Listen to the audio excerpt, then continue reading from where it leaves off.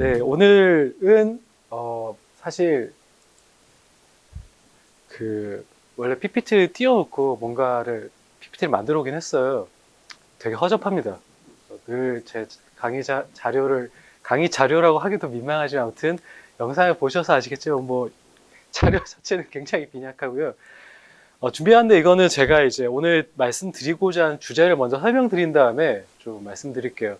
근데 이제 청강하신 분 입장에서 만약에 내년에 제가 혹시나 인연이 닿아서 또 뵙게 된다면은 약간 이제 미리 이 강의 주제를 먼저 좀 염탐하는 듯한 느낌이 될 수도 있을 것 같은데, 네, 사실 농담이라 전혀 상관없습니다. 일단 제가 그 실시간 세미나랑 영상으로 만든 자료 때 사실 실시간 세미나를 들으신 분들이면 좀 더 아시겠지만 제가 사실 이번 학기 동안 좀 전달 드리고자 하는 좀 주제들이 있었어요. 사실 뭐 자료에 다 담지는 못했으나 이제 촬영하면서 좀 영상을 보셨다면은 얘가 왜 이런 생각을 하고 이런 어떤 자료를 만들었는지 실시간 세미나와 그리고 이제 지금 준비하시는 과제들도 좀 나름대로 이제 좀 사실 어떻게 보면은 너무 많이 언급되고 있는 주제잖아요. 소셜 미디어. 사실 이게 내년에도 이 과목을 계속 유지를 할지 좀 바꿀지 뭐 그거는 아직 모르겠지만 사실 이제 너무 이제 많은 매체들이나 전문가들이나 이제 언급하고 있는 주제고 또 여러 이제 관점들이 있죠. 소셜 미디어는 뭐 끝물이다. 뭐 이런 또는 소셜 미디어는 어떤 식으로 바뀔 것인가 뭐 이런 여러 가지 이제 관측들이 난무하기 때문에 그런 부분들에 대해서 여러분들은 어떤 생각을 가지고 계신지 한번 생각해 보셨으면 좋겠다라는 거가 사실 제 나름의 이제 여러분들께 던지고 싶은 주제였었고, 그리고 제가 이제 뭐 나름대로 이렇게 그 게시판에 남겨주시는 커멘트 막 달면서도 이제 언급 드리긴 했었지만 저도 사실 그 나름대로 좀 궁금한 부분들, 내가 만약에 지금 이제 뭐 논문을 쓴다거나 이 주제로 한다면은 관심이 있을 법한 주제가 무엇일까, 내가 정리하고 싶은 내용이 무엇일까, 그런 부분들을 사실 여러분들께 좀 기말 과제나 중간 과제 주제로 제시 드렸다고 생각해 주시면 좋을 것 같아요. 그래서 아마 뭐 지금 기말 과제를 준비하시면서 기말 과제 주제가 이제 소셜 미디어 기반의 어떤 비즈니스 모델이 어떻게 바뀔 것인가, 사실 이런 부분들이었는데, 최근에 제가 이제 게시판에 올린 글을 보신 분이, 기사를 보신 분이 계시겠죠?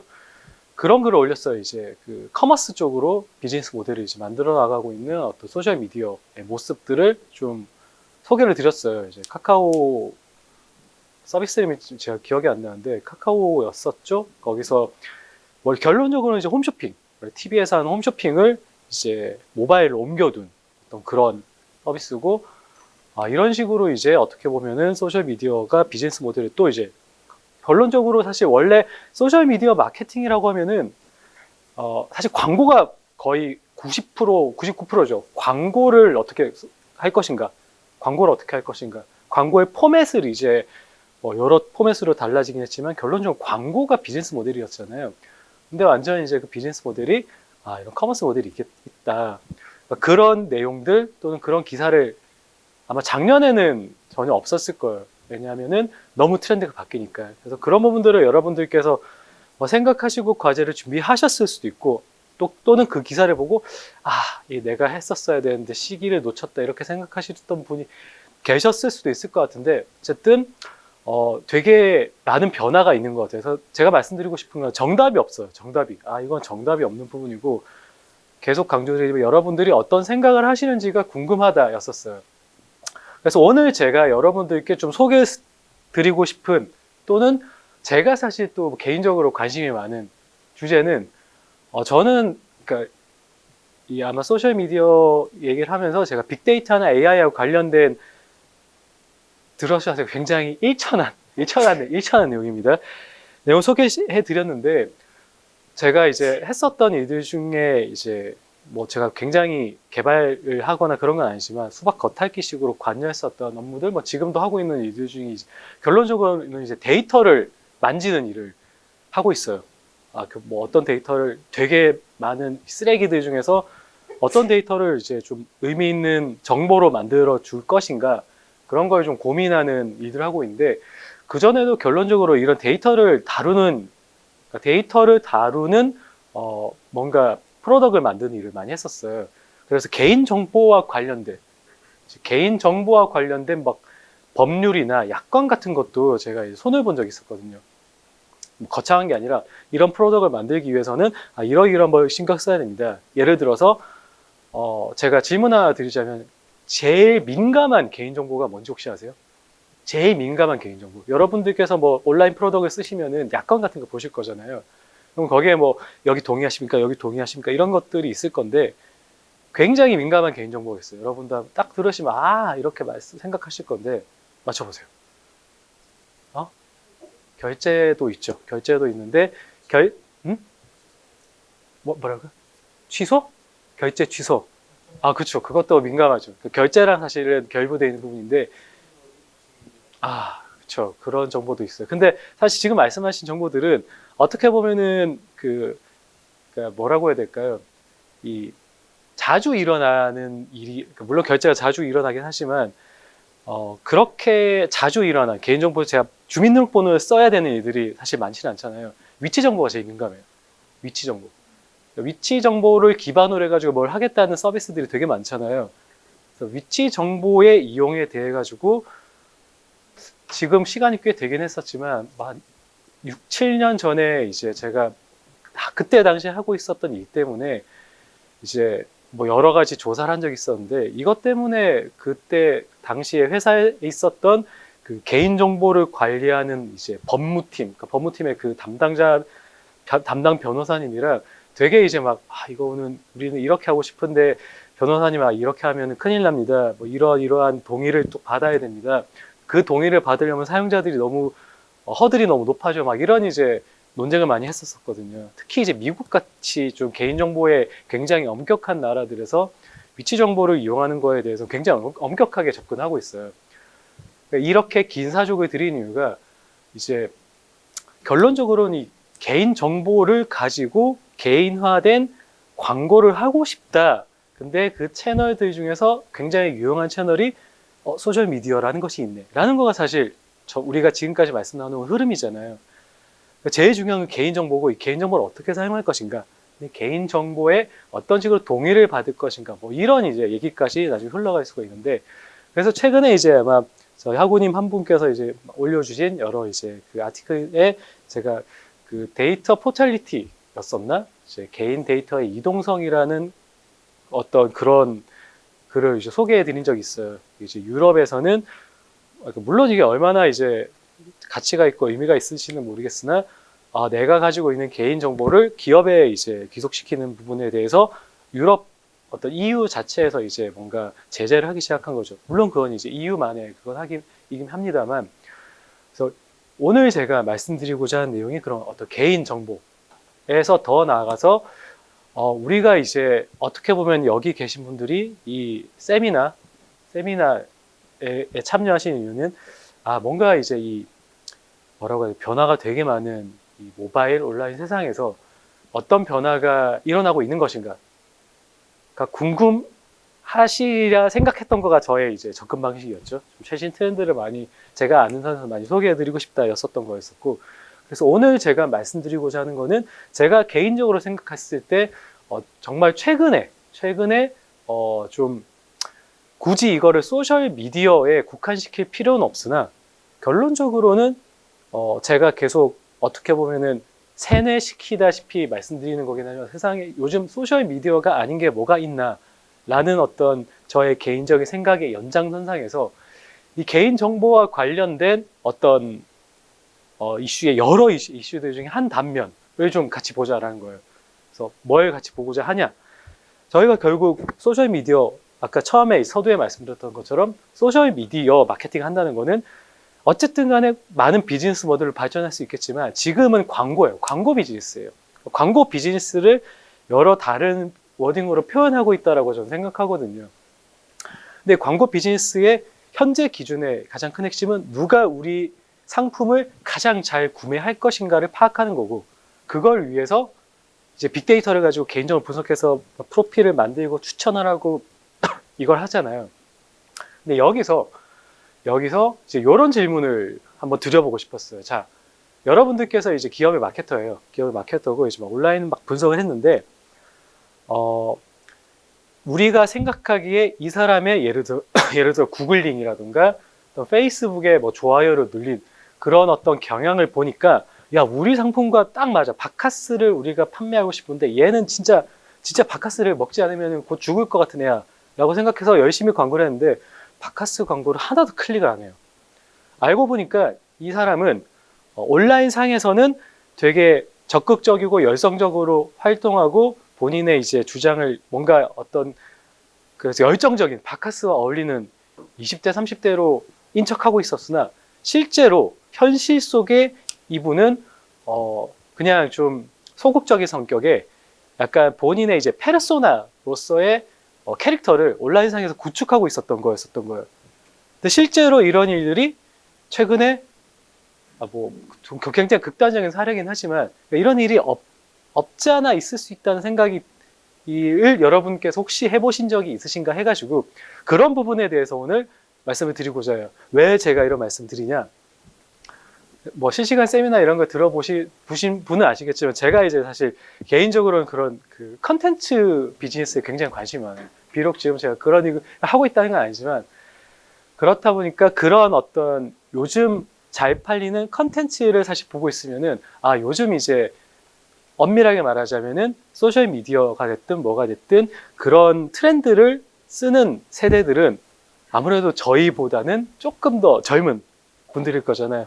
저희 세대들보다는 그 친구들이 뭘 좋아하냐, 요즘 그 친구들에게 뭐가 먹히느냐, 이거를 알 수 있으면은 이게 요즘 시대의 화두구나라는 걸 알 수 있다는 생각이 들거든요. 그러니까 제가 개인적으로 생각했을 때 요즘에 어떤 주제는 어떤 트렌드는 온라인과 오프라인의 어떤 이런 좀 경계선이라고 해야 되나, 그런 어떤 선을 긋는다고 해야 그런 거가 아닐까라는 생각이 좀 들었어요. 저는 이제 MMORPG를 혹시 해보신 적 계세요? 어떤 거 해보셨어요? 고개를 끄덕이셔서. 아무도 없으신가요? 리니지. 이게 너무 놀라운 저희의 모임입니다. 이럴 수가. 네, 아무튼, MMORPG, 그러니까 리니지 같은 게임을 하면은, 거기서 이제 사실 제가 뭐, 현실에서는 굉장히 비루한 저지만, 리니지에서는 막 그 성의 군주, 진짜 막 한 달에 월세를 막 이렇게 땡기고 막 그런 약간 얘기가 세자면은 제가 학교 다닐 때 월드 오브 워크래프트 와우 되게 유행했었어요. 되게 좋아하시는데 와우 되게 유행했었는데 그때 와우의 막 길드들 있잖아요. 길드들을 막 만들어서 제 친구들 주변의 사람들만 했었어요. 심지어 막 거기서 이제 막 그 길드들 오프라인 동호회만 만나서 막 연애도 하고 그러면은 길드의 와우 캐릭터는 막 되게 우락부락한 전사 막 그런 캐릭터인데 만나고 보면은 되게 막 그 캐릭터 어울리지 않는 어떤 여성분이 나오신다거나 이런 경우들이 사실 굉장히 이제 비일비재했다고 하더라고요. 특히 뭐 남자들이 오히려 막 그 여자 캐릭터 막 해가지고 그러니까 되게 좋았어요. 아무튼 그런 경우가 사실 예전에는 이제 그런가 보다 했겠지만 최근에는 그런 부분들에 대해서 그런 경향들이 좀 더 노골적이라고 해야 되나 많이 나타나고 있는 것 같아요. 즉 어쨌든 제가 지금 말씀드리고자 하는 부분은 이게 사실 그냥 어떤 흐름일 수도 있겠지만 적어도 우리가 빅데이터를 분석하고 어떤 우리의 결론적인 광고 대상, 우리의 이제 프로파일 또는 뭐 페르소나를 선정하고자 할 때 얘가 정말로 우리의 진정한 잠재 고객인 것인가 라는 거를 좀 판단할 수 있는 뭔가 클루가 더 있지 않아야 될까 그런 생각이 들더라고요. 그래서 제가 굉장히 정말 강의자를 열심히 만들지 않았어요. 저는 강의라고 부르지 않거든요. 세미나라고 하고 싶은데 그래서 제가 이제 이런 영화 같은 거 좋아하다 보니까 혹시 롬머맨이라는 영화 혹시 아시는 분 계세요? 1990년대인가 80년대 후반에 나온 영화예요. 제가 아직도 이 영화를 기억하는 거가 피어스 브로스넌이 나온 영화예요. 그러니까 이 영화가 굉장히 그때 좀 그 굉장히 뭐라고요? 좋은 의미는 나쁜 의미로든 이제 컬처 쇼크인 영화였었거든요. 그러니까 영화 내용이 이래요.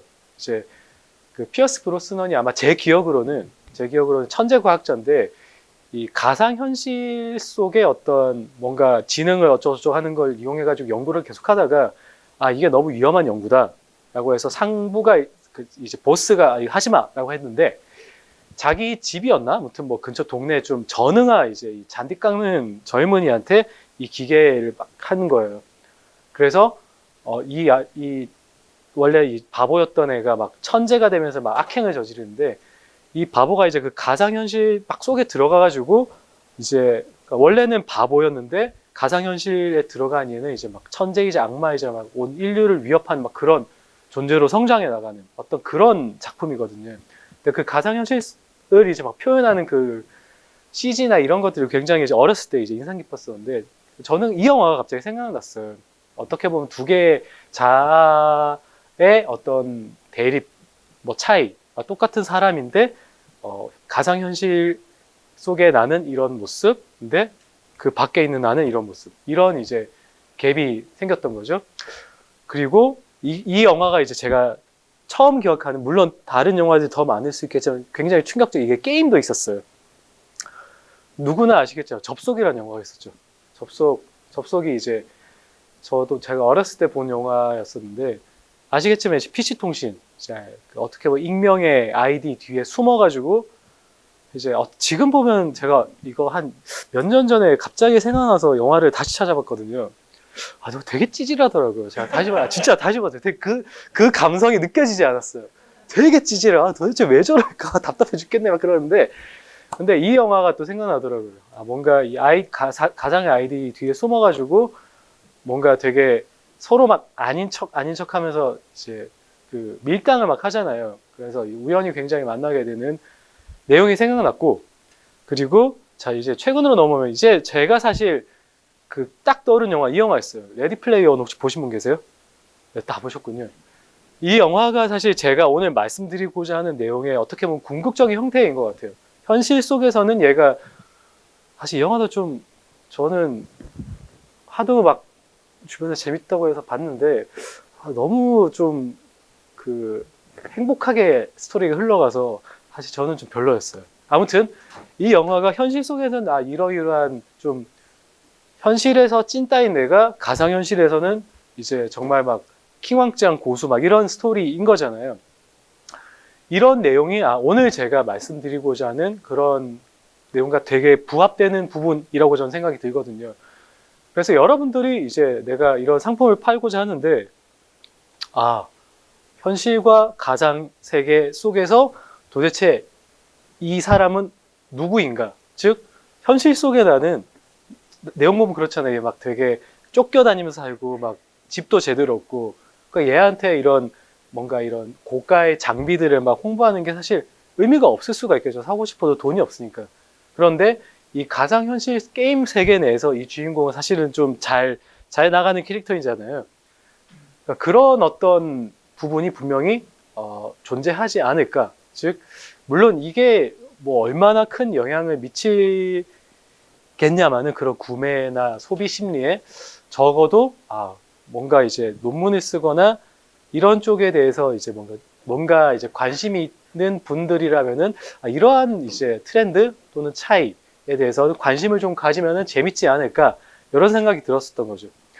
근데 여기까지는 아마 여러분들께서 굉장히 익숙한 부분일 거예요. 왜냐하면 굉장히 이제 헐리우드에서도 대중적으로 흥행한 내용이고 어떻게 보면 이 영화 자체는 물론 가상현실의 내용이긴 하지만 이게 이제 굉장히 그 감독이 옛날 막 7, 80년대 문화에 가지고 있는 이제 오마주에 대한 그런 성격이 되게 강하잖아요. 그래서 주제의식이 어떤 부분인지 저도 사실 잘 모르겠어요.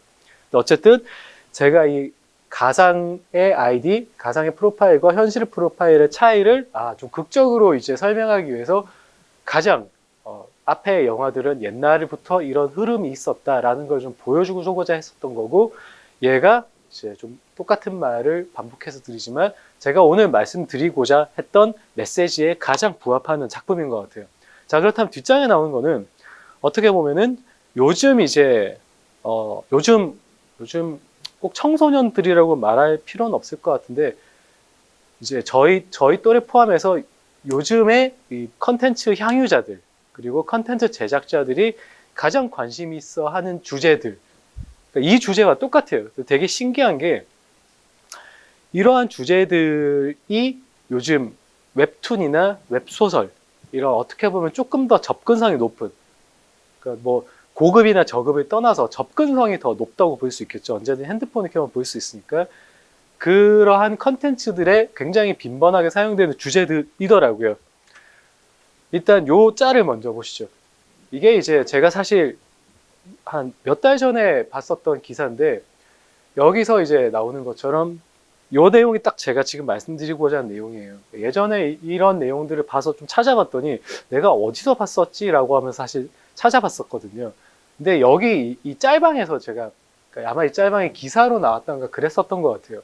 보시는 것처럼 요즘 이제 자라나는 세대들은 자아가 두 개. 계속 말씀드린 것처럼 오프라인 상에서 활동하는 어떤 자아와 소셜 미디어 여기서 정확히 말 온라인이라고 한다면 이제 그런 소셜 미디어가 되겠죠. 뭐 인스타그램이 됐든 페이스북이 됐든 그리고 현실 속에나 이제 요 두 개의 자아를 요즘 자라나는 세대들은 가지고 있다라는 것이죠. 저는 사실 소셜 미디어를 이제 안 한 지 거의 10년 가까이 되기 때문에 정확히는 하긴 하지만 잘 안 하죠. 막 뭐 접속해서 한다면 이제 지인들 이제 인스타그램 들어가서 좋아요를 누르거나 한 두어 달에 한 번씩 이제 그 이제 저희 애기 사진을 막 올리는 그런 굉장히 소소한 인스타그램 활동하고 있는데 그렇지 않은 분들이 굉장히 많죠. 이제 인스타그램이나 페이스북에 어떻게 보면 중독이 돼서 거기에 이제 요즘 표현으로는 이제 관심 종자라고 하죠. 거기서 이제 받는 좋아요나 댓글이나 그런 것들로 좀 그 즐거움을 느끼는 분들이 이제 많잖아요. 어쨌든 요즘 분들, 그러니까 이 유행에 민감하고 또 이 소비력이 있는 젊은 여러분들 소비력이 없다는 게 아니라 소비력이 없다는 게 죄송해요. 아무튼 이 세대들은 이러한 경향이 있다라는 거를 이제 실제로 연구하시는 분들도 이런 식으로 생각하고 있더라라는 말씀을 좀 드리고자 했었어요. 그래서 오늘 제가 말씀드리는 주제 자체가 당연히 저 혼자만 이렇게 생각하고 있는 게 아닌 것이고 많은 사람들이 관심을 가지고 있고 다만 이러한 부분에 대한 인식 자체가 예전에는 뭐 그냥 어떻게 보면은 일시적으로 즐길 수 있는 뭐 컨텐츠 이런 식으로 소비가 됐다면은 지금은 좀 세대 차이라고 하면 좀 너무 많이 나갔고 뭐라고 해야 될까요? 그 특정한 세대의 어떤 현상 이런 걸로 저는 사실 읽히거든요.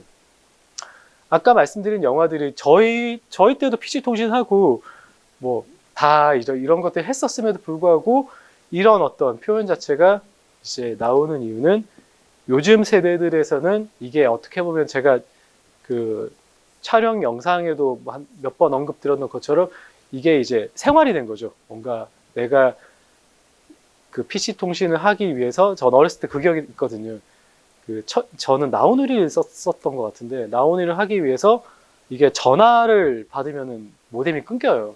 그러니까 부모님이 주무시는 시간에 PC를 켜서 막 그랬던 기억이 아직도 나거든요. 근데 지금은 그냥 언제 어디서든 핸드폰을 켜면 접속할 수 있으니까 이제 이게 뭔가 특별하게 어떤 허들을 넘어야 되는 이벤트가 된 게 아니라 일상이 된 거죠. 내 일상의 어떤 그러니까 정말로 또 다른 자아라고 생각이 들거든요. 그래서 이러한 거의 연장선상에서 요즘 유행하는 컨텐츠들 결론적으로 이런 식으로 아까 말씀드렸죠. 이런 식으로 저는 흘러나갈 거라고 예고를 드렸는데 요즘에서 여러분들께 한번 질문을 좀 드려볼게요. 어쨌든 저희가 소셜 미디어 마케팅이라는 거를 저희가 얘기를 나누고 있고 제가 아마 이 촬영 영상을 통해서 계속해서 반복해서 언급드렸던 단어들 중에 하나가 컨텐츠라는 단어였을 거예요. 왜냐하면은 제가 계속해서 말씀드렸던 거가 물론 제 생각에 틀릴 수 있습니다. 이건 항상 제 생각이 틀렸다는 전제로 접근하셔야 되는 어쨌든 제가 계속 강조드렸던 거는 마케팅 메시지도 결국은 컨텐츠다. 그래서 이 컨텐츠를 얼마나 좀 이건 진짜 대놓고 물건을 사주세요라고 이제 대놓고 얘기하는 그런 게 아니라 광고인 듯 광고이지 않게 좀 재밌게 그런 컨텐츠를 얼마나 잘 전달할 수 있을 것인가가 소셜미디어 마케팅 또는 모든 마케팅의 핵심이죠.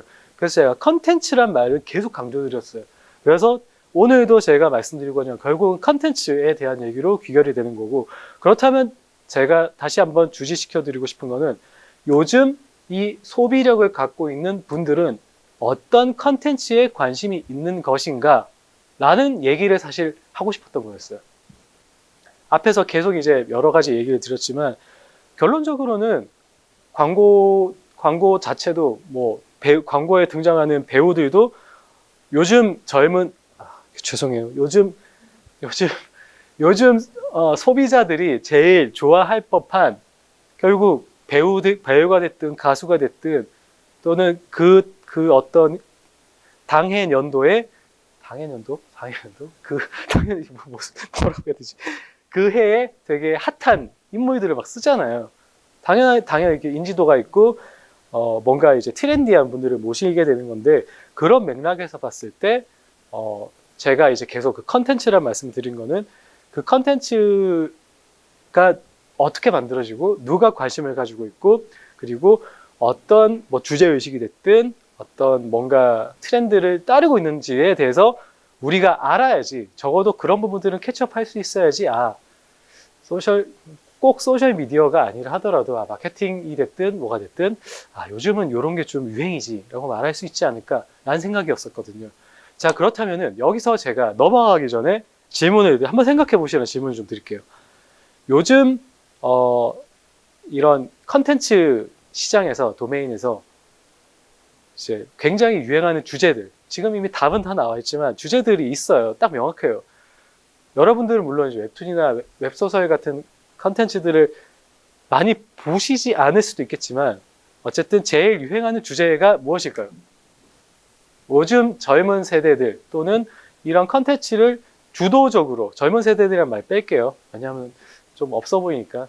네. 요즘 이런 컨텐츠 소비를 주도하는 세대들 또는 그런 분들 사이에서 가장 유행하는 어떤 주제가 무엇일까요? 지금 사실 답은 다 말씀드렸어요. 네, 답은 이미 말씀드렸는데 지금 이런 주제예요. 그러니까 내가 뭔가 지금의 나가 아닌 또 다른 내가 있다. 이런 주제가 왜 이렇게 좋아하세요? 펭수. 저 펭수 이모티콘을 샀어요. 네, 펭수 이모티콘을 가지고 있습니다. 네. 인싸는 아니고 이제 인싸가 되고 싶어하는 이제 아싸죠. 아무튼 이러한 주제가 굉장히 유행하고 있어요. 자, 제가 그 강의 영상, 세미나 촬영 영상 후반부에 이제 이런 소셜 미디어와 관련된 어떤 트렌드들을 좀 계속해서 소개를 해 드렸었어요. 그래서 그러한 와중에 몇 차례 언급됐었던 이제 업체들이 있거든요. 자, 그 업체들 중에 이제 대표적인 컨텐츠 업체, 이제 카카오 페이지.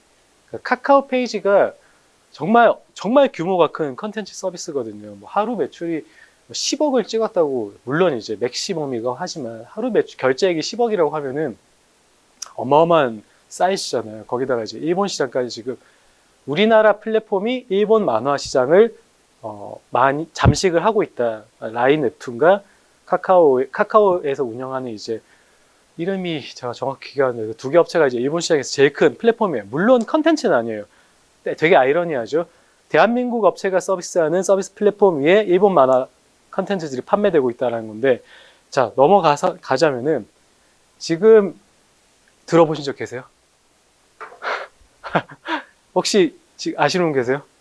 이게 지금 제일 잘 나가는 컨텐츠입니다.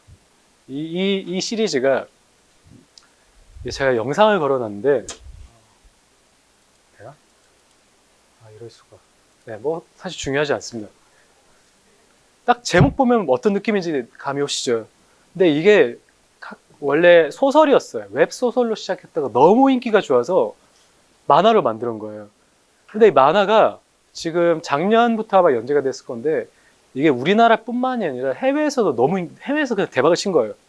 그러니까 해외에서 대한민국 만화를 물론 그 전에도 물론 우리나라 만화가 그러니까 이제 일본 만화를 좀 이렇게 뭐 그래도 따라잡으면서 선전하고 있었지만 이 만화를 통해서 처음으로 대한민국 만화를 접했다라는 분들이 되게 많은데 이 제목에서 딱 아실 수 있다시피 이게 이제 뭔가 주인공이 뭔가 게임 속에 물론 이 만화의 세계가 아주 말이 꼬이네.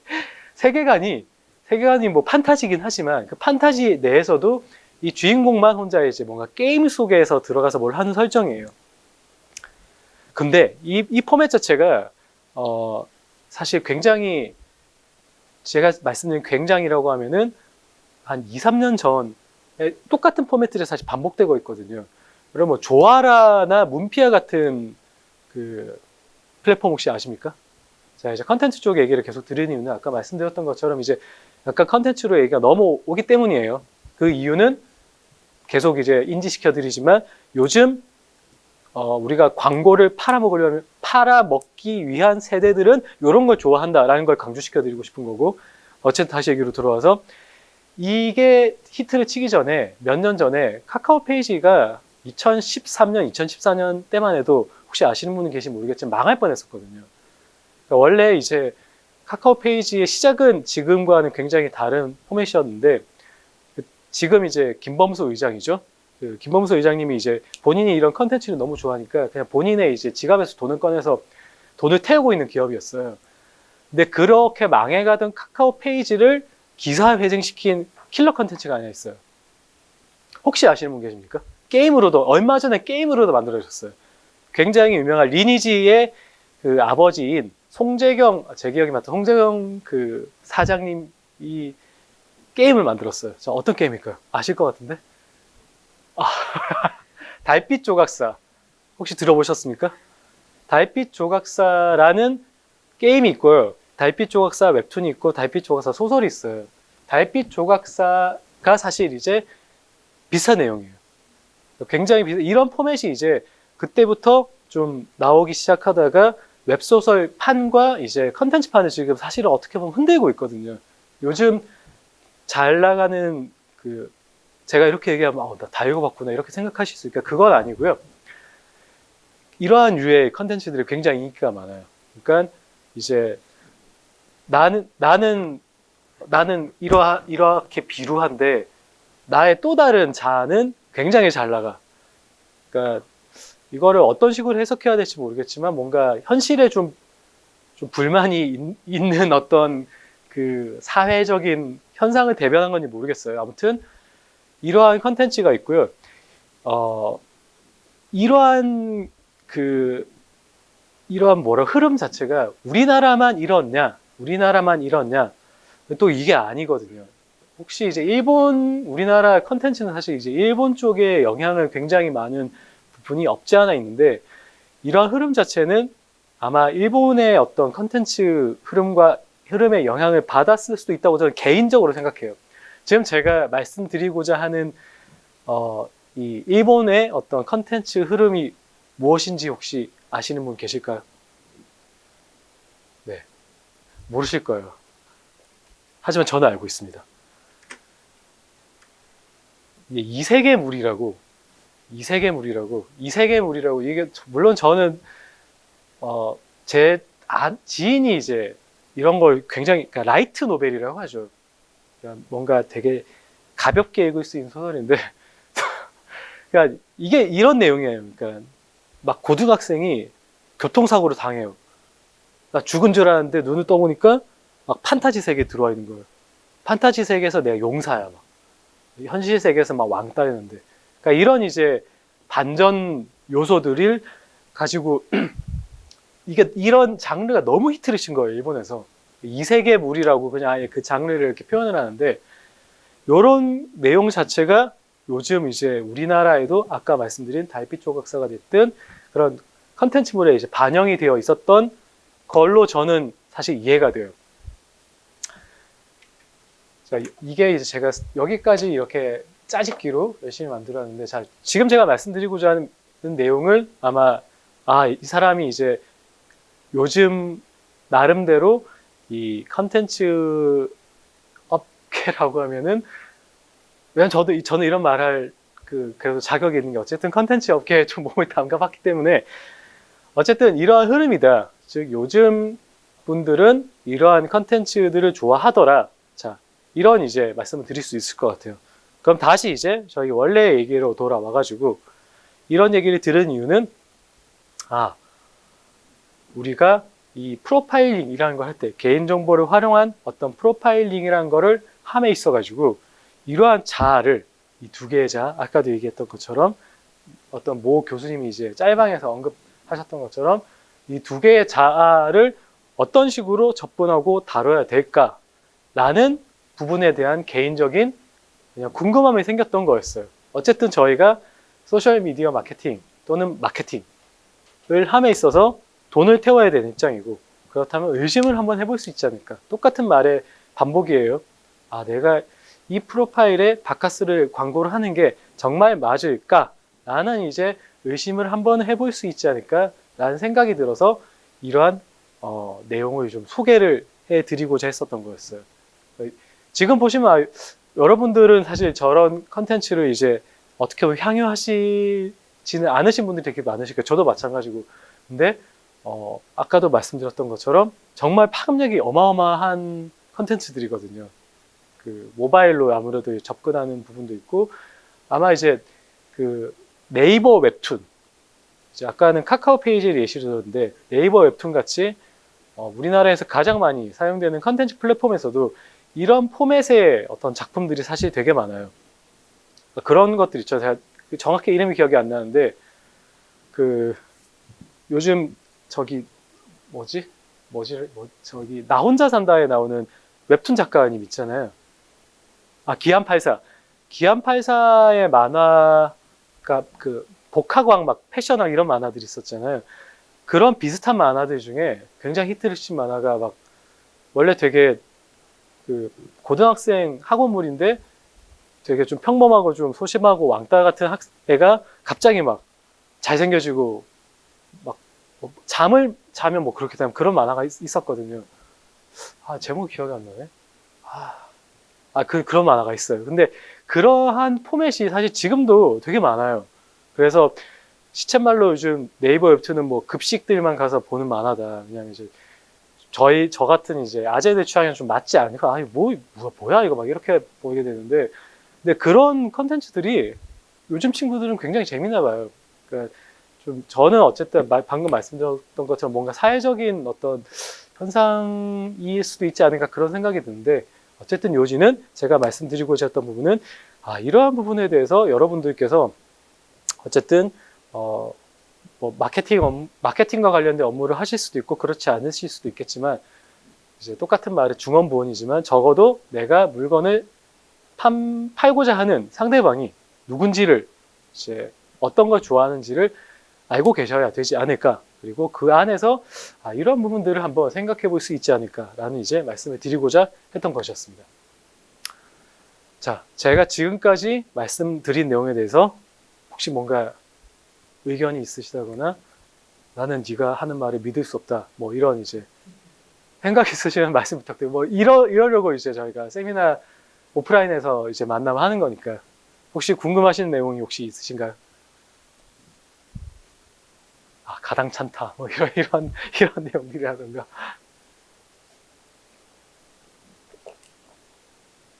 없으세요? 없으시면 안 되는데. 네, 그래서 지금 이제 제가 오늘 말씀 나누고자 했던 첫 번째 주제는 어떻게 보면 이런 이제 두 개 자아라고 표현할게요. 이런 부분에 대한 이제 내용이었어요. 그리고 두 번째 주제라고 하면 좀 그렇고, 어쨌든 제가 오늘 말씀드리고자 했었던 부분들은 제가 어쨌든 이 세미나를 준비하면서 나름대로 좀 고민을 했었던 그런 부분들에 대해서 공유를 드리고, 혹시라도 과제를 준비할 때 이런 부분들을 한번 다시 이제 고민해 볼 수도 있지 않을까라는 부분들이거든요. 두 번째는 어쨌든 처음에 주제에 말씀드렸던 거와 같은 연장선상에서 결론적으로 이제 개인의 어떤 데이터, 어떻게 개인 정보라고 표현을 할게요. 개인 정보의 활용에 대한 부분에 대해서 조금 앞서 말씀드렸던 이제 데이터 이동, 그러한 맥락에서 여러분들께 한번 이제 이러한 생각도 해볼 수 있지 않을까라는 이제 주제를 좀, 화두를 좀 던져보고 싶은 부분이었어요. 이 질문을 드리는 이유가 최근에 이제 제가 좀 재밌는 경험을 했어요.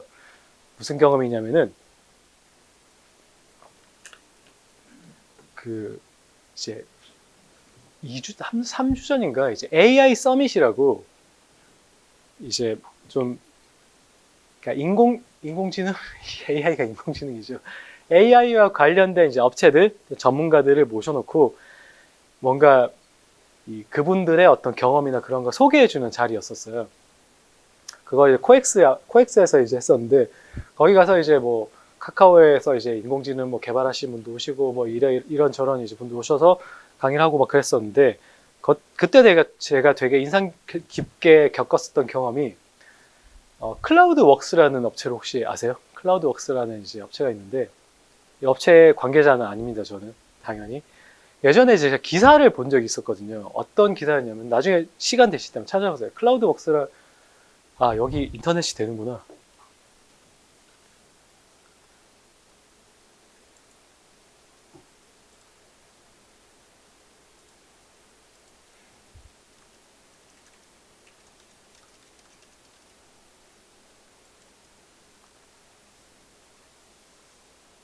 이게 사실 제가 읽었었던 기사였어요. AI를 위한 노가다 플랫폼. 자, 왜, 어떤 업체인 것 같습니까? 이 업체를 제가 뭐 그런 게 전혀 아니에요. 전혀 아니라, 제가 이 업체를, 이 기사를 때 읽고, 되게 재밌다라고 생각했는데, 이 업체를 제가 AI 서밋 그 자리에서, 우연한 기회에 뵀었어요. 그래서 이 기사를 다시 이제 봤는데, AI를 위한 노가다 플랫폼. 자, 이 업체는 여기까지 읽으면은 어떤 일을 하는 업체라고 생각이 되세요? AI란 거를 하기 위한 노가다 플랫폼이다. AI를 만들기 위해서 제일 중요한 건 무엇일까? 데이터가 제일 중요하다. 이제 여기까지가 서론인데, 그렇다면은 저기까지의 내용을 읽으시고 이 업체는 무슨 일을 하는 업체다라는 거를 혹시 좀 감이 오십니까? 딥러닝, 사실 딥러닝은 아니에요. 엄밀하게 말하자면 이제 그런 알고리즘을 만드는 업체는 아니고요. 이 업체는 이제 여기도 힌트가 나와 있지만, 결론적으로 AI가 학습을 하는 거잖아요. 그러니까 데이터가 많으면 많을수록 이제 퍼포먼스가 좋아지죠. 왜냐하면은 데이터가 많으면 많을수록 이게 먹어서 이게 똥인지 된장인지 구분할 수 있는 모수가 많아지는 거니까, 여기는 그런 데이터들을 이제 파는 곳이에요. 그러니까 세상에 AI와 관련된 일을 하는 업체들은 굉장히 많거든요. 근데 그런 업체들이 본인들의 알고리즘을 갈고 닦을 수 있도록, 난 특정한 AI, 예를 들어서 나는 의료 쪽에 종사하는 AI 업체야. 그러려면 나는 환자들의 이제 데이터가 되게 많이 필요한데, 물론 이런 일이 있을 수 없겠지만, 환자들의 데이터가 어떻게 구해야 되는데 나는 구할 길이 없어. 근데 우리는 기술력은 되게 좋아. 이런 데이터가 좀 더 있으면 좋을 것 같은데, 여기를 찾아가면은 그런 의료용 데이터를 뭔가 주는 그런 플랫폼이에요. 그래서 이제 그러한 용도의 이제 일을 해준다라는 내용들이 막 소개가 돼 있었거든요. 이런 식으로 뭐 이제, 근데 제가 이 업체를 이제 AI 서밋에서 만났어요. 이 업체가 뭘 하고 있었냐면은, 코엑스 가보시면 알겠지만 거기 되게 큰 로비가 있잖아요. 거기서 이제 얼굴에 사진을 찍어요. 사진을 막 찍어서 결론적으로는 안면 인식용 머신러닝 알고리즘을 만들기 위한 데이터로 거기 사람들의 이제 사진을 동의를 받고 찍고 이제 하고 있었던 거예요. 그런데 놀라운 사실은, 자, 맞춰보세요. 이 업체가 한 사람당 얼굴 사진 촬영해서 가져가는데 얼마를 지불했을까요? 어쨌든 내 개인정보잖아요. 내 얼굴은. 이거를 그냥 셀카 하나 찍고 그거를 이 업체가 가져가요. 클라우드웍스가. 얼마를 줄까요? 제가 얼마를 받았을까요? 사진 하나 찍고. 맞춰보세요. 2만 원, 또 2만 원, 또 비싸다는 의견 나왔습니다. 아, 너무 하시네. 네, 아무튼 얼마? 자, 저는 답을 알고 있어요. 난 찍었으니까. 자, 또 없습니까? 자, 그럼 2만 원보다 더 비쌀 거다, 더 쌀 것이다. 더 싸다. 여기도 더 싸다. 얼마? 비싸다. 비싸다. 자, 4만 원이었어요. 저 놀랬습니다. 왜 제가 놀랬냐면은, 제 생각보다, 저희들의 개인정보가 굉장히 고가에, 이 업체가 그러면 그걸 가지고 또 다른 데 팔 거잖아요. 더 그러면 남기겠죠? 그럼 최소한 5만 원 또는 4만 5천 원은 받을 거잖아요. 굉장히 그러니까 저는 사실 되게 놀랬었거든요. 내 개인정보가 이렇게 비싸구나. 그래서 또 이제 작다. 4만 원도 부족하다. 네. 네. 네네네.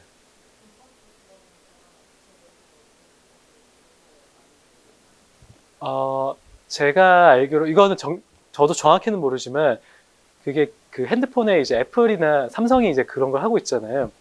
그래서 업체가 아니라 그런 데이터들을 삼성이나 이제 애플이 가져갈 거예요. 그러니까 동의를 다 할 거거든요. 다 동의를 하겠죠. 지문 같은 거. 그러니까 그러니까 비슷하면 저도 이거 보면서 저도 이제 이제 갤럭시 폰을 쓰고 있는데 이거는 놀랍게도 저가 폰이기 때문에 지문이 그게 안 돼요. 근데 지문을 하는 이제 친구들이 있단 말이죠. 그럼 저 정보를 어쨌든 이 업체가 뭔가 다 가져갈 건데 제가 그거를 어떻게 처리하는지 모르겠지만 만약에 그 개인정보들을 다 가지고 있다면은 그러니까 제가 지금 여러분들께 말씀드리고자 한 주제가 이런 내용이에요. 이전에 영상 내용에 그런 내용을 한번 담았었어요. 페이스북의 어떤 개인정보 유출 사건, 아마존에 이제 정말로 사건인지 아니면은 이제 의도적으로 판 건지는 모르겠으나 정말 엄청난 규모의 이제 이슈가 있었잖아요. 우리나라에서도 뭐 예전에 이제 SKT 같은 통신사에서 사건인지, 그러니까 사고인지 아니면 정말 뭔가 거래가 있었던 건지 그러니까 기업 차원에서의 거래였던 건지 알 수는 없으나 이제 개인정보가 넘어가는 일들이 많이 있었단 말이죠.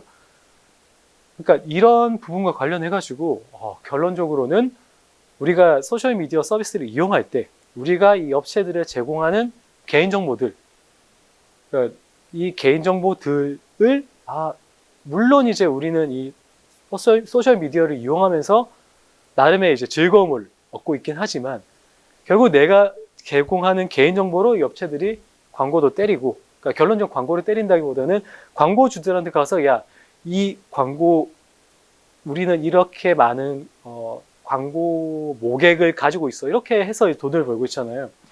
이게 사실 이제 한번 제가 물론 저만의 질문이 아니라 굉장히 이제 논쟁이 많이 되고 있었던 부분이었었죠. 근데 이건 한번 얘기 드렸었던 부분이기도 한데 방금 제가 말씀드렸던 것처럼 지금 딱 말씀 주셨던 것처럼 저희가 핸드폰을 이용하거나 뭔가 할 때 이렇게 알게 모르게 제공하고 있는 개인 정보들 이것들이 지금은 아니겠지만 굉장히 뭐라고 해야 돼요? 규제라고 해야 되나? 이런 것들이 이제 발생할 수 있는 어떤 시점이 올 수도 있지 않을까라는 생각이 들었어요. 제가 아까 지금 말씀드렸지만 이제 뭐 빅스비 같은 걸 이용할 때 이제 음성 정보를 제공하잖아요. 이런 음성 정보들 자체가 사실 굉장히 유용한 데이터가 될 수 있거든요. 이제 지금 아마존의 이제 에코나 우리나라의 이제 누구 이런 스피커들 그런 것들이 다 결론적으로는 이 음성 데이터를 가지고 이걸 분석해서 이 사람의 지금 기분이 어떻구나 그런 것들을 사실 다 파악을 한 다음에 뭔가 이 사람의 기분이 안 좋을 때는 바카스 이런 식으로 광고를 때리고자 하는 게 비즈니스 모델이겠죠. 근데 그걸 하려면 그런 데이터가 필요한데 지금 이거를 이렇게 이용을 해도 되는 것인가? 라는 부분에 대해서 제가 알기로는 제가 알기로는이란 말 뺄게요. 저 몰라요. 모르는데 규제가 없는 걸로 알고 있어요. 왜 제가 이렇게 말씀드리냐면은 그때 제가 아까 처음에 말씀드렸던 위치 정보와 관련된 일을 할 때도 그러니까 이 기술의 발전, 서비스의 발전 속도랑 규제가 따라온 속도가 사실 이게 일치하지가 않거든요. 뭐 금융 쪽은, 금융이나 이런 쪽은 제가 잘은 모르지만 더 심하겠지만, 그렇다 보니까 이미 이제 서비스는 만들어졌는데 규제가 이제 뒤늦게 만들어져서 좀 문제가 생기는 경우들이 왕왕 있었어요. 최근에 이제 이슈가 됐던 타다 같은 서비스들도 물론 이제 논란의 여지는 있지만, 이 또한 서비스와 규제, 속도 차이가 있었기 때문에 발생한 어떤 그 사이드 이펙트라고 저는 사실 생각을 하거든요. 굉장히 이제 외람된 표현이긴 하지만, 그렇다 보니까 지금 제가 말씀드리고자 하는 내용은 저희가 은연중에 어떻게 보면 흘리고 있는 이런 개인정보들, 사실 흘리고 있다는 표현이 저는 되게 적절한 것 같은데, 이런 정보들을 뭔가 비즈니스로 만들다거나 또는 이런 것들을 규제한다거나 그런 부분들에 대한 고민들이 생길 수 있는 시점이지 않을까. 그럼 거기서 우리가 좀 관심을 가지고 뭔가를 이제 연구하거나 그럴 수 있는 부분이 또 더 있지 않을까라는 생각이 사실 들었어요. 물론 저도 뭐 이 정도 수준까지만 생각하고, 여러분들도 이제 어쨌든 기말과제 주제가 이제 그런 주제이다 보니 한 번쯤 생각을 해보시면 어떨까라는 생각이 들어서 이런 사례를 좀 소개해 드렸던 거거든요. 사실 어쨌든 저는 좀 놀랐어요. 저는 이제 이러한 이제 개인 정보를 가지고 뭔가 비즈니스 하려는 이제 움직임들, 저도 사실 비슷한 생각을 하지 않은 건 아니지만 이미 이제 이런 데이터를 가지고 뭘 하는 플레이어들이 이미 굉장히 많은 상황인데 어떤 걸 더 할 수 있을까, 그런 생각은 사실 있었거든요. 그런데 저런 업체들이 어떻게 또 발전해 나갈 수 있을지는 모르겠지만 되게 세상이 좀 변화하는 방식 자체, 그리고 사람들의 인식, 나의 개인 정보가 굉장히 이제 의미가 있다라는 부분들을 인지를 하게 되는 순간 많은 게 또 달라질 수 있는 여지가 있지 않을까라는 생각이 사실 들었어요. 그러니까 여러분들이 이제 핸드폰을 쓰시면서 어떻게 보면 이제 지금도 아마 알게 모르게 여러분들 정보가 막 새고 있을 수도 있거든요. 예전에 이제 지금 모바일도 마찬가지긴 하겠지만, 예전에 쿠키 혹시 기억하세요? 이제 인터넷에 막 PC방 같은 데 가면 이제 막 쿠키를 막 이제 깔아놔가지고 이제 그 인터넷 이용 경로나 이런 거 막 다 트래킹해서 이제 진짜 인터넷 한번 잘못 쓰면 막 온갖 광고 배너가 두루루루 깔리는 그런 경험을 한번 아무도 해보신 적 없으신가요? 거의 저는 사실 그랬던 적이 있어가지고 네, 아무튼 그런 부분들을 이제 그러니까 뭐라고 해야 될까요? 지금까지는 이게 큰 문제가 그러니까 그 베테랑이라는 영화 보면 이런 표현이 있잖아요. 그 유아인 나오는 영화 뭐지? 맷돌 굴리면서 대사가 기억이 안 되게 유명한 대사인데 어이가 없네. 그 영화에서 유아인이 이런 얘기를 했었잖아요. 이게 문제가 뭐라고 하지? 문제가 아닌데 문제가 어쩌고 막 그런 대사를 되게 인상 깊게 들었었는데, 개인정보 이것도 마찬가지인 것 같아요. 지금은 아무도 이거에 대해서 민감하게 생각하고 있지는 않지만 누군가 또는 어떤 단체가 이걸 문제라고 인식하고 정의를 하고 이렇게 하는 순간 굉장히 이제 사건 사고가 많이 터질 수 있는 부분이 될 수 있지 않을까. 그래서 자칫 잘못하면 사실 어떻게 보면 옛날에는 별것도 아닌 일이었는데 그때가 되면은 막 되게 막 큰 사건 사고인 것처럼 막 하고 그런 시대가 올 수도 있지 않을까라는 이제 좀 생각이 들었어요. 그래서 이런 얘기들을 어쨌든 뭐 꼭 소셜 미디어와 저는 굉장히 밀접하게 결부되어 있다고 주장하고 싶으나 그렇지 않은 사람들도 계실 거라고 생각되기 때문에, 어쨌든 저는 소셜미디어 마케팅이라는 거는 결론적으로는 광고 비즈니스고, 광고 비즈니스를 하기 위해서는 데이터가 중요한데 데이터와 관련해서 이러한 이슈들이 생길 수 있을 것이다 라는 흐름으로 말씀을 드리고자 하는 부분이었어요. 자, 이 주제에 대해서 여기까지 말씀드렸는데, 혹시 또 나는 그렇게 생각하지 않는다, 너의 망상일 뿐이다, 뭐 이런 이제 의견들 이런 의견들을 개탄 없이 기탄 없이 전달해 주시면 좋을 것 같아요. 어쨌든 세미나니까 저희 같이 얘기하는 자리잖아요. 네. 어떤 말씀이 없으시군요.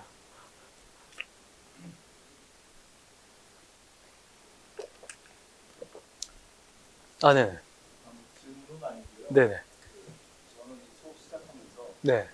처음에 교수님이 좀 말씀 주신 초점이나 네. 있나 그걸 못 잡아갖고 네. 감을 쫓아가면서 조금씩 알게 됐거든요. 네.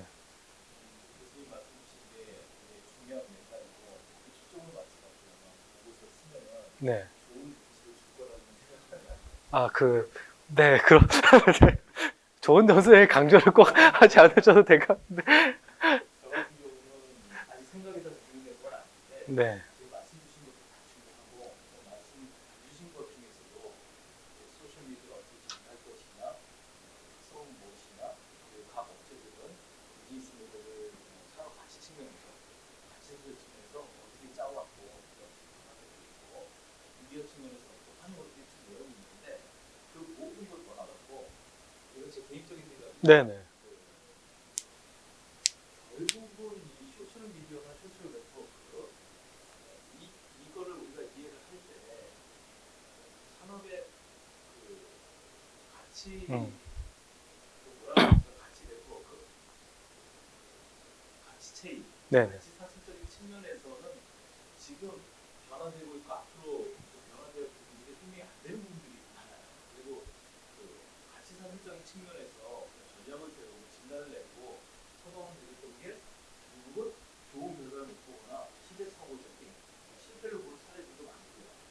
그래서 2010년도부터는 이 소셜 네트워크나 소셜 미디어를 생태계적인 접근으로 이해를 해야 된다라는 얘기들이 많이 나오고 있는 것 같고 솔직히 지금은 그게 잘 들어가는 것 같아요.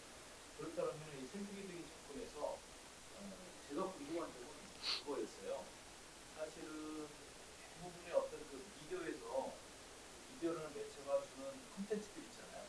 그 콘텐츠들을 뭐 적극적으로 그거를 뭐 구매를 하건 적극적으로 거기 참여를 하건 그게 중요한 게 아니고 일단 연결이 돼서 그걸 1차적으로 읽어보는 사람들 이게 상시적이든 어떻든 간에 GP 사이트를 붙여놓고 그 사람들이 결국은 그 생태계를 구성하는 그 1차 소비자가 될 건데 그 1차 소비자들한테 먹이를 공급해주는 그 뭔가 그게 과연 누구냐 그러면 이제 어떤 학자는 그걸 이렇게 설명하더라고요. 1차 소비자가 있고 2차 소비자가 있고 1차 소비자나 2차 소비자가 이제 우리 보면은 식물이 이제 초식동물이 먹잖아요. 그리고 그 초식동물도 육식동물이 잡아먹고 그러면 초식동물이 1차 소비자고 육식동물이 2차 소비자인데 얘네들이 죽으면 그 사체를 분해를 하고 또 태양이랑 뭐 물이랑 섞여갖고 무기물을 만들어갖고 영양분을 공급해갖고 1차 소비자가 다시 먹을 수 있는 풀을 자라게 하는 그 무엇인가 역할을 하는 그 이제 분해자라고 하던데 그 분해자의 역할을 하는 그 크리에이터들이 어떻게 생성이 되고 어떻게 정리되어질 것인가 이거에 따라 갖고 이 생태계가 균형을 이루거나 발전을 하거나 어떤 모습으로 비즈니스 모델이 성취되거나 그런 부분이 결정될 수 있기 때문에 사실 그 부분이 저 개인적으로는 굉장히 희소성과 많이 다르고 그게 어떻게 변할까 그게 누굴까 그런 네네. 중요하다고 생각을 했습니다. 어떤 질문은 아니고요. 아니요. 굉장히 중요한 그 부분인데, 저는 이제 그렇게 이해를 했어요. 결론적으로는 이건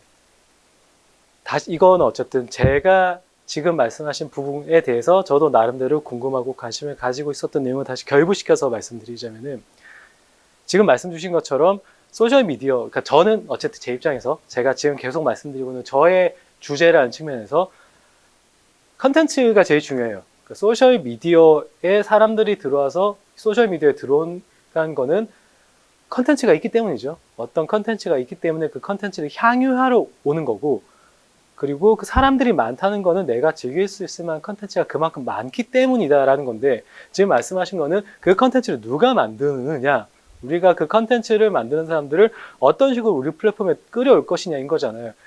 그게 사실 모든 그 이러한 업계에 종사하시는 경영자들의 고민이겠죠. 왜냐하면은 최근에 이제 아프리카 TV나 유튜브 간에 이제 크리에이터들을 서로 데려가려고 하는 경쟁이 있었잖아요. 저는 사실 그 맥락이라고 생각하거든요. 이제 당연히 너무나 많은 매체에서 소개가 됐지만 유튜브가 우리나라에서, 그러니까 여러분들 혹시 아시는지 모르겠지만 해외에서 우리나라에 들어온 서비스들이 우리나라 로컬 서비스 업체를 이긴 적이 별로 없었어요. 근데 유튜브가 압도적으로 이제 지금 다 잡아먹고 있거든요. 그 이유가 결론적으로는 네이버와 유튜브의 이 컨텐츠 크리에이터들을 대하는 정책 자체가 완전 다른 거예요. 결론은 돈이죠, 돈. 유튜브가 돈을 더 많이 줘요. 그리고 네이버에 저도 한때 네이버 블로그를 했었거든요. 네이버 블로그를 했었는데 저 경찰서도 갔다 온 적 있어요. 네이버 블로그 하다가 저 아직도 얘기 좀 딴 데를 새는데 갑자기 얘기하니까 갑자기 욱하네. 제가 그때 연애시대란 드라마 혹시 아십니까? 되게 그 고개를 많이 끄덕여 주시네요. 연애시대란 드라마 안 보신 분이 꼭 보세요. 꼭 보세요. 진짜 재밌어요. 꼭 보세요. 가무성이나 손예진이 나온 드라마인데 얘기하면 너무 길어지니까 연애시대를 제가 드라마를 잘 보진 않는데 제가 본 드라마들 중에 사실 거의 이상한 얘기로 새네. 아무튼 그 드라마의 OST, 그러니까 특정 장면이 탁 끝나고 OST가 이제 새로운 OST가 나왔는데 그게 너무 좋은 거예요. 그래서 제가 그거를 블로그에 올렸어요. 그때 제가 나름대로 음악 블로그를 운영하고 있었는데 근데 이게 불법 MP3니까 그거를 이제 공개했다고 경찰서에 가서 그때 뭐 벌금은 안 냈던 것 같아요. 그랬던 적이 있었어요. 아무튼 근데 그때 제 블로그에 찾아오는 그 사람들이 꽤 있었거든요. 그래서 그때는 사실 진작에 생각 안 했었는데 돌이켜보니까 네이버가 어쨌든 그러한 블로그를 방문한 사람들로 인해서 그 플랫폼이 점점 커지고 그리고 그럼으로 인해서 그들이 광고 수익을 가져가는 구조가 되는 건데 저와 같은 크리에이터들에게 떨어지는 건 땡전 한 푼도 없었거든요. 그래서 그러한 어떤 부분들이 유튜브로 이제 이동하게 되는 동인이 당연히 됐을 건데 여기서 이제 재밌는 거가 뭐냐면은 지금 딱 지적하신 것처럼 그렇다면은 이게 정말 돈만으로 해결되는 것인가? 이게 또 아니거든요. 제가 이 영상 중간에 내용을 넣었는지 기억이 안 나는데 이제 혹시 스티밋이라는 플랫폼 혹시 아십니까? 스티밋이라는 글로벌 플랫폼이 있어요. 이것도 굉장히 유명한 플랫폼인데 얘는 이제 블록체인을 기반으로 그러니까 블록체인 자체가 기본적으로는 굉장히 데이터를 이제 투명하게 공유하는 거가 컨셉이고 이 스팀의 컨셉은 네가 이 플랫폼에 기여한 만큼 정확하게 수익을 공유해 주겠다 이거예요. 그러니까 그 스팀에서 발행하는 코인 우리가 주겠다. 이게 되죠. 블록체인 내에서는 정확하게 그게 계산이 되고 누구나 알 수 있으니까 너 때문에 우리 플랫폼에 뭔가 구독자가 늘고 그 클릭 레이시 늘어났다. 그럼 너한테 이만큼 돈을 줄 거야. 이렇게 접근했었던 굉장히 신선하죠. 이제 드디어 우리 크리에이터들이 열심히 활동만 하면은 우리 또 돈을 이제 내가 한 만큼 가져갈 수 있겠다. 인데 자, 질문. 여러분들이 스팀에 대해서 모르시니까 질문. 이 서비스가 지금 어떻게 됐을까요? 굉장히 잘 됐을까요? 아니면 완전 망했을까요? 자, 이렇게 질문을 드리면 잘 안 됐으니까 그렇게 얘기 드리는 거겠죠. 잘 안 됐어요. 그러니까 지금 물론 서비스가 이제 운영되고 있긴 하지만 작년 말이었나 아무튼 거의 존폐의 위기까지 몰린 적이 있었어요. 굉장히 아이러니하죠. 크리에이터들을 위해서 만든 서비스인데 오히려 크리에이터들이 왜 이렇게 안 들을까요? 그러니까 이게 종잡을 수 없는 거예요. 이러한 크리에이터들이 됐든 뭐가 됐든 결론적으로는 이 세대들이죠. 아까 말씀드렸던 컨텐츠를 좋아하는 세대들의 어떤 선택을 예측할 수가 없는 거예요. 이게 제가 생각했을 때는. 이러한 단적인 예가 예전에 제가 학교를 다닐 때 굉장히 흥미롭게 읽었었던 그 리포트가 있었는데 이 내용을 아시는 분도 계실 거예요. 이 와우에 대한 내용입니다. 와우. 그때 이제 그 연구자들이 아마 와우를 되게 열심히 하는 대학원생들이었겠죠. 이 연구자들이 무슨 짓을 했냐면은 와우에 있는 그 특정한 서버를 대상으로 연구를 했어요. 혹시 아시는 분 계세요? 무슨 짓을 했냐면은 그 서버에 뭔가 질병을 퍼뜨렸어요. 서버 내에. 그러니까 뭔가 아이템을 만지거나 하면은 몇 시간 내에 죽고 막 그러는 질병을 퍼뜨렸어요. 아세요? 아, 네. 왜 이렇게 잘 비웃으시죠? 아무튼 이렇게 퍼뜨렸는데 이 행동들이 되게 웃겼었던 거예요. 이게 가상현실이잖아요.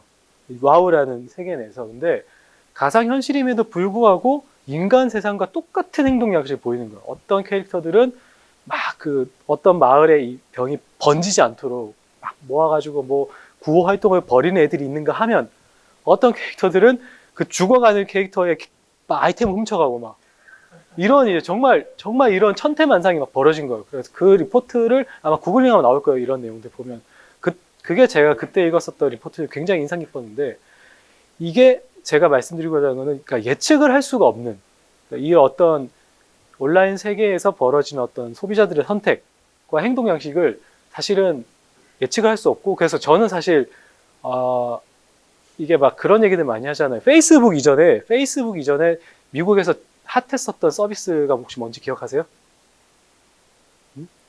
뭐 말하고요?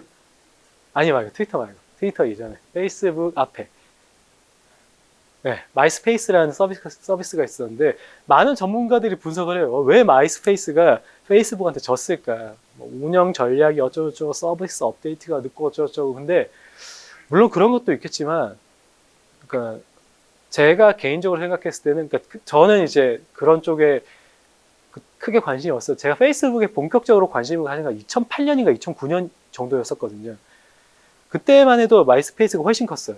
왜 제가 그걸 기억하냐면은 그때 당시에 되게 좀 잘 나간다 하는 이제 아티스트들은 다 마이스페이스에 이제 본인들의 어떤 그 뭐 뮤직비디오 이런 거 올리고 했었거든요. 그래서 그 기억이 되게 강렬했었는데 혹자들은 방금 말씀드린 것처럼 서비스 업데이트가 늦고 뭐 좀 광고만 땡겨온다든지 이런 방만한 경영을 했다고 하지만 그냥 유행이었던 거죠. 페이스북이라는 거의 유행.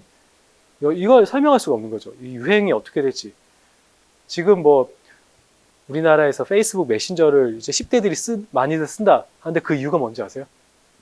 카카오톡을 이제 그러니까 물론 뭐 점유율 자체가 굉장히 유의미하다고 볼 수는 없지만 10대, 20대 특히 10대들 급식들 사이에서는 카카오톡이 아니라 페이스북 메신저를 쓴다. 왜? 왜 그럴까? 맞춰보세요. 자, 페이스북 메신저 써보신 적 계세요? 아, 페이스북 메신저 왜 쓸까요? 이제 어린 친구들이.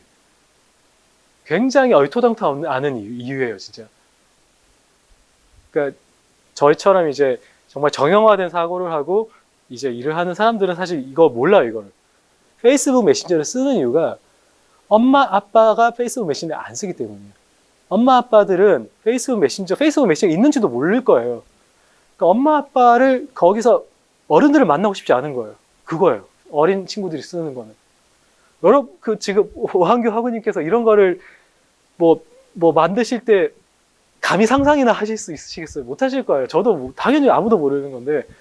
그러니까 정말 예측을 할 수 없는 진짜 어이없는 이유들로 인해서 서비스의 성패가 결정되는 것 같아가지고 이런 내용들을 저도 막 얘기를 할 때 굉장히 이제 트렌드가 빠르고 이렇게 계속 말씀을 드린 이유가 어떻게 될지를 알 수가 없는 그래서 제가 정답이 없다 말씀드리는 부분이기도 하거든요.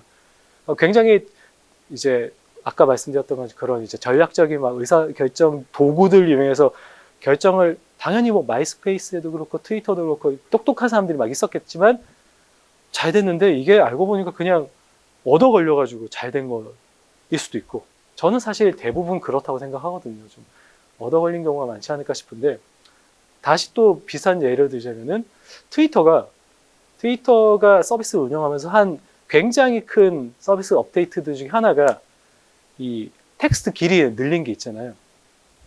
그때 그 텍스트 길이를 늘린 거가 트위터에게는 해가 됐을까요? 독이 됐을까요? 해가 됐죠. 결론적으로 해가 됐어요. 근데 굉장히 아이러니한 게 뭐냐면은 그 전에 있었던 트위터에 대한 VOC들은 왜 이렇게 짧아? 왜 이렇게밖에 글을 쓸 수 없어? 라는 VOC들이 굉장히 많았었어요. 그래서 트위터에서 서비스 업데이트를 한 거였었는데 해주고 나니까 얘들이 트위터의 매력을 잃었다. 그 촌철살인으로 메시지를 전달할 수 있는 트위터만의 어떤 매력을 잃었다. 나는 트위터를 쓰면서 그런 메시지를 내가 만들어낼 수 있는 굉장히 멋지고 쿨한 사람이었는데 아무 데서나 쓸 수 있는 소셜미디어가 됐어. 굉장히 웃긴 반응이죠. 이거 물론 뒤에 말들은 제가 지어낸 겁니다. 지어낸 겁니다. 얘 녹화되고 있으니까 이거 되게 부담스럽네. 물론 아무도 보진 않겠지만 아무튼 그러한 진짜 얼토당토 않은 이유로 이게 막 성패가 왔다 갔다 하다 보니까 말씀 주신 것처럼 뭔가 고민하시기가 굉장히 쉽지 않은 분야인 것 같아요. 굉장히 얘기가 갑자기 길어졌는데 거의 끝. 아, 네네. 그 교수님 말씀처럼 어느 방향으로 이 변화가 튈지는 분명 모르는 건 사실인데요. 그래서 어쨌든 우리는 그렇게 해야 되고 너무 레포트에 너무 이렇게 너무 그렇게 하지 않으셔도 돼요.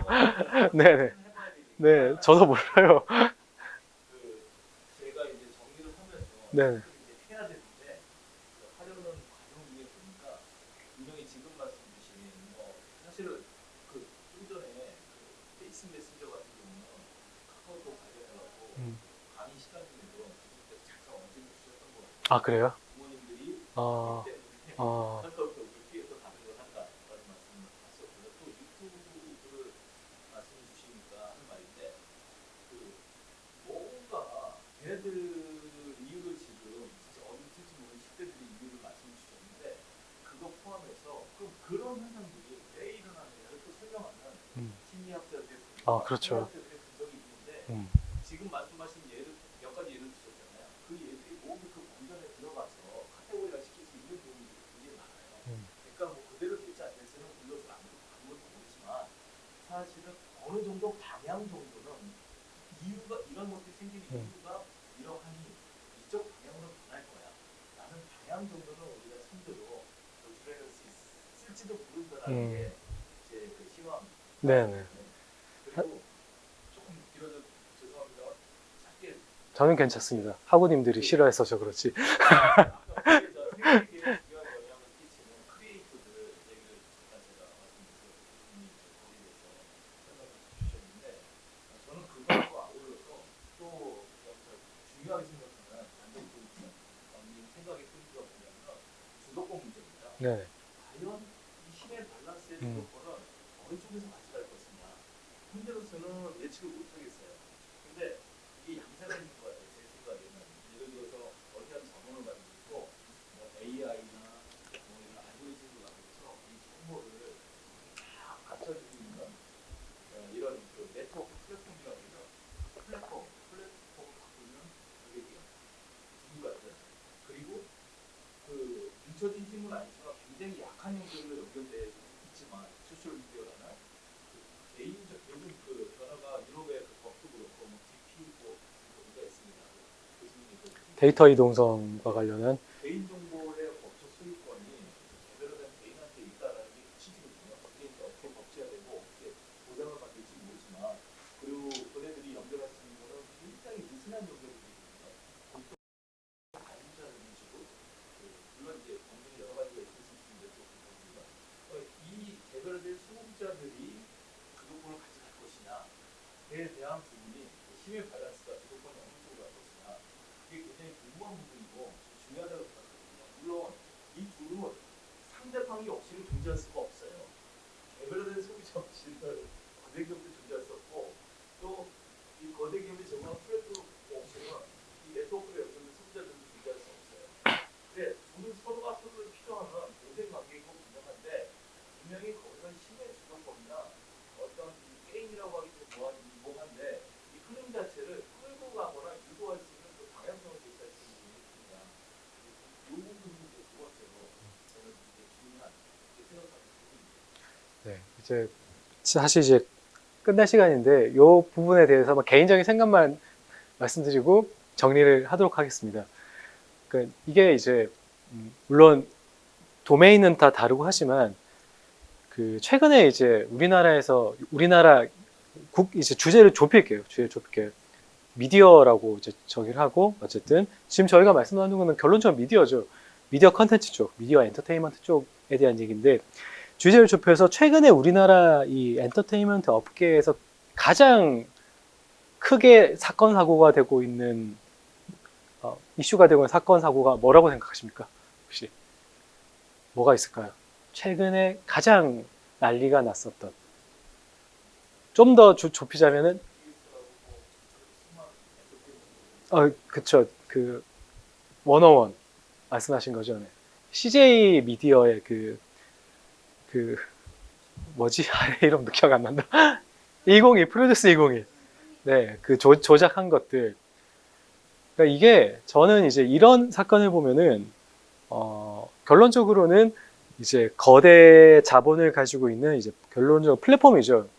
이게 엠넷이라는 플랫폼과 그 안에서 결론적으로는 이제 크리에이터들이죠. 강 다니엘 같은 어떤 슈퍼스타들도 결국 그들이 기획해낸 상품인데, 물론 유튜버 크리에이터들과 조금 다를 수가 있어요.